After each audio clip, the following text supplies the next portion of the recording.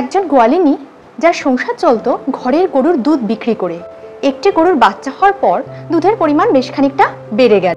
গোয়ালিনীর তো খুব মজা, ভীষণ আনন্দ পেল সে তখন সব দুধটুকু নিয়ে রোজগারের মতো চলল বাজারে বিক্রি করতে। প্রচণ্ড আনন্দে রাস্তা দিয়ে যেতে যেতে সে ভাবতে লাগলো যে এই অতিরিক্ত দুধ বিক্রি করার পর যে টাকাটা সে পাবে সেই দিয়ে সে একটা টিয়া রঙের তাঁতের শাড়ি কিনবে। কল্পনার জগতে সে এতটাই মগ্ন হয়ে গিয়েছিল যে রাস্তার সামনে পড়ে থাকা একটা ছোট্ট পাথর সে দেখতে পেল না এবং হোঁচট খেয়ে সে পড়ে গেল এবং তার সমস্ত গরুর দুধগুলো চারিদিকে ছড়িয়ে নষ্ট হয়ে গেল। এই গল্পটা থেকে আমরা একটা শিক্ষা পাই, বর্তমান কাজে মনোনিবেশ সবার আগে দরকার এবং কর্ম আমাদের করতে হবে, ফলের আশা করে নয়। অতিরিক্ত কল্পনা করতে লাগলে আমরা কিন্তু আমাদের কাজ থেকে বিচ্যুত হতে পারি। এইরকম আরও অনেক নীতিশিক্ষার গল্প আমরা কিন্তু ছোটবেলায় পড়েছি, যেগুলো হয়তো বইয়ের ভাঁজের সাথে সাথে সেখানেই চাপা পড়ে গেছে। আমরা অনেকেই বলি না, ছেলেবেলাটা আবার ফিরে পেতে চাই।